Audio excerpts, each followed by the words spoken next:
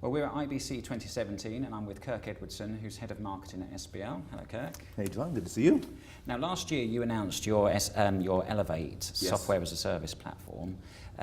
This year you've announced that's available in Europe as well. So just remind us what the key capabilities are on the platform, first of all. Yeah, the platform, so it's a hosted cloud-based platform.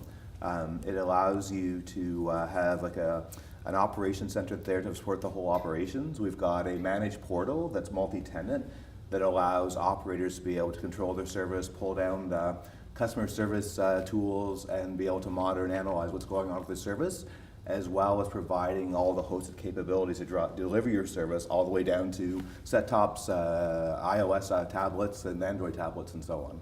Okay, and that covers live, VOD, DVR, as a program guide? All those things, absolutely. So it's all the key use cases, and also includes up to YouTube and country by country, operator by operator, Netflix and applications like that as well. So it's an entire converged service giving you all your core use cases as well as a lot of the OTT services as well. Okay, and just to be clear, it's both multi-screen endpoints and set-top boxes? Absolutely. So it could converge similar, consistent UI across everything based on our G4 experience that we've got going up across other services as well. Okay, and content management is a part of that core back office as well?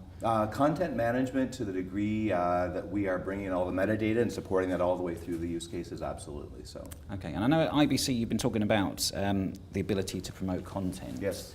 Just give me some examples of how you can help to promote content on the platform. Yeah, so with the content, what we really do is we've got the ability to segment in many different ways. You can do random tests, you can actually do sort of friends and family and define groups of users you want to go out, and then you can actually define and test those promotions that you want to run across the across your base and get the results, and then lead forward there with the best go-forward campaigns from there. On top of that, we could be exploring different types of applications, different types of use cases, different types of devices. So again, you've got that ability across the whole platform to actually look at something, drill down to a particular group of users, and roll out features and back and forth from there. On top of that, we're treating this as very much an agile DevOps sort of process. So you're getting very regular cadence of drops with new capabilities as well. So operators can actually bring it into their lab, take a look at that as well, and be able to test the new features that are coming down the pipeline, and then decide how they want to roll those out and when they want to roll that as well. So it gives a great degree of flexibility to the operators to allow them to do that. Okay, now in terms of set-top boxes, obviously Android is very big at this show this year, so it's taken off. Now I think you've introduced Android TV as one of the devices you'll support as well. Yeah, absolutely. So I mean, we've had a traditional proprietary approach for how we started with Elevate in North America. We've also supported RDK, as you know, over the years. It's been very important for us in terms of bringing that capability to market as well. And where we're seeing the market evolve to right now is that we think there's sort of two standards approach to how the market's going to go. So one's on the RDK side, that gives you a community and investment and involvement behind that whole program. And Android's the other one's emerging very quickly now, as you say, and getting lots of attention and lots of momentum heading into IBC and beyond. And so we've made that investment, and on our booth we're showing on a cross of several different vendors, so both typical managed set-top box, and we're showing some examples of consumer purchased Android as well.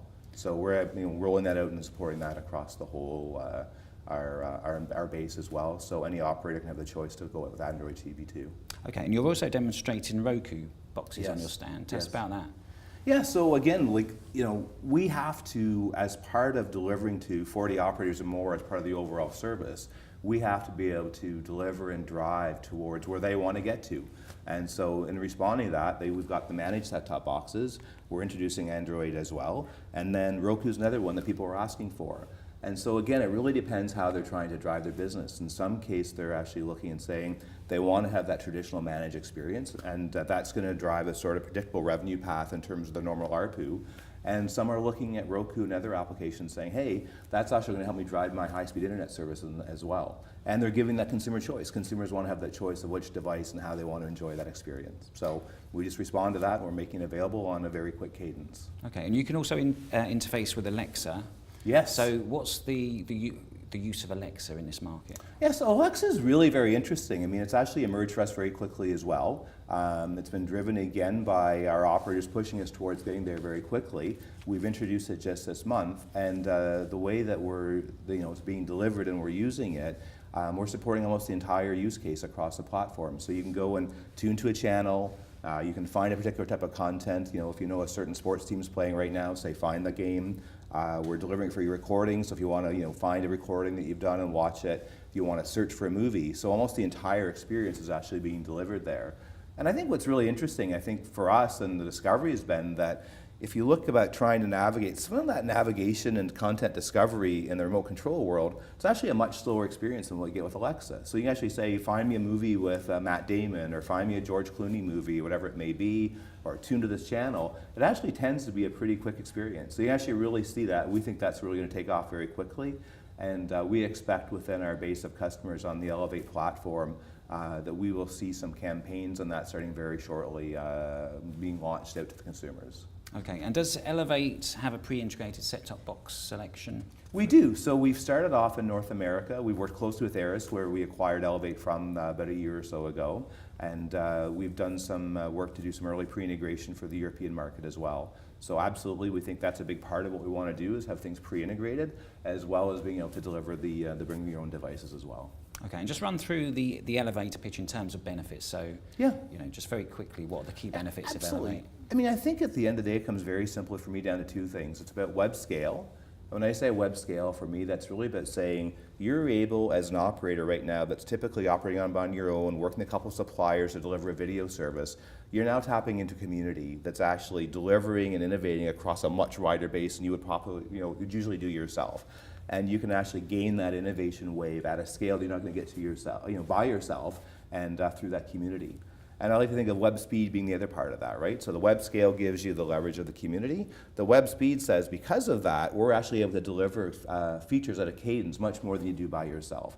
Not necessarily say you're going to take every single feature and deliver that on a month-over-month basis, but you're going to have that choice that there's a continuous build-up of new devices, new use cases, new features, new and new other capabilities in the cloud, or it could be personalization or recommendation, however we drive that through, and you can actually go and take advantage of that in a much quicker way, in a much broader way than you could possibly do on your own.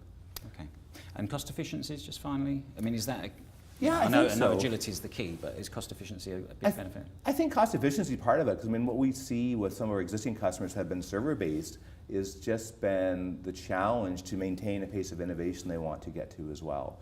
So I think when you talk about cost, part of it is about looking at how people are moving from what's been typically a CapEx-based model into an OpEx-based model, so they have to be ready for that move there as well. And I think what they're going to find is that on the economics of it, that they're going to find that they're getting a lot more bang for the buck than they're currently getting in terms of a server-based approach that they've been doing in the past. Okay, all right, well that's brilliant. So good luck with that, and thank you very much for telling us about it. Thanks a lot, John. Very pleased to be here. Thank you.